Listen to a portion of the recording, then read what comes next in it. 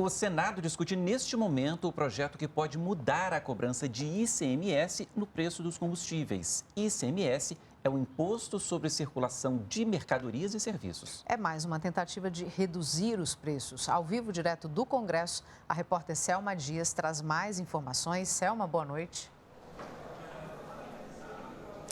Oi, Catiúcia, Paulo, boa noite a vocês, a todos. Pois é, tem dois projetos aqui no plenário do Senado tratando da redução do preço dos combustíveis para os consumidores. Nesse momento, os senadores estão discutindo, então, essa proposta que altera a forma de cobrança do ICMS lá nos estados. Então, a ideia é que esse imposto estadual seja cobrado uma única vez, com um valor fixo por litro, e que a alíquota seja definida posteriormente pelos próprios governadores. Alguns senadores ali na tentativa de negociação quiseram adiar essa votação para depois do Carnaval, mas o presidente da casa, o senador Rodrigo Pacheco, recusou o requerimento e manteve, então, essa votação. E aí, com isso, o relator da matéria, que é o senador Jean Paul Prats, leu o parecer final. É um parecer que já vinha sofrendo algumas negociações aí, algumas alterações nos últimos dias por conta justamente das negociações de bastidores.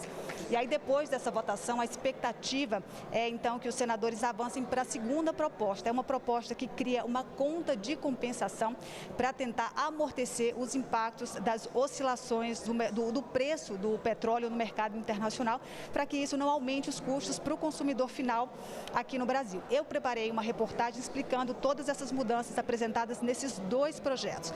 Veja aí como é que vai funcionar.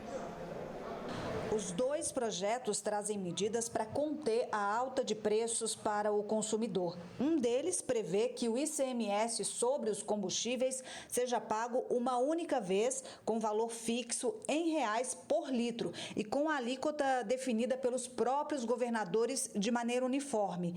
Essa regra altera o texto aprovado pelos deputados, que previa a cobrança de uma porcentagem sobre o valor final nas bombas. A proposta também estabelece que, enquanto as alíquotas não forem unificadas, a base de cálculo para a cobrança do imposto sobre o diesel e o biodiesel será a média do preço dos últimos 5 anos.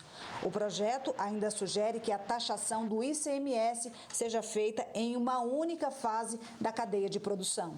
São respostas políticas para um problema econômico de grandes proporções. Por que eu acho que essas medidas elas são de eficácia limitada?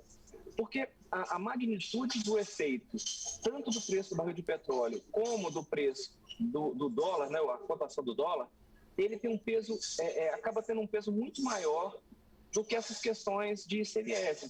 Mas o fato é que o ICMS acaba sendo uma proporção do preço de venda, que acaba sendo dependente do preço de produção, que depende do petróleo, do álcool anidro e do preço do dólar.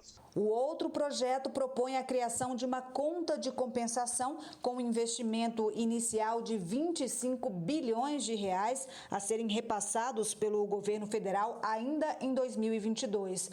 O recurso viria, por exemplo, de dividendos pagos pela Petrobras à União e da criação de um imposto sobre a exportação do petróleo bruto. Mas o relator voltou atrás e desistiu da nova tributação.